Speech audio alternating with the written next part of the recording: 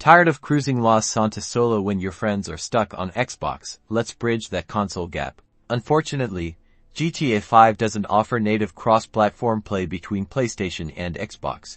But don't lose hope just yet. We'll use a workaround.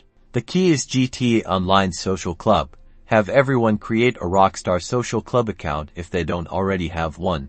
This is absolutely crucial. Now, log into the social club website on a computer or your phone. Add each other as friends using your social club usernames. It's just like adding friends on any social media. Next, in GTA Online on your PS4, go to the pause menu and navigate to the Friends tab.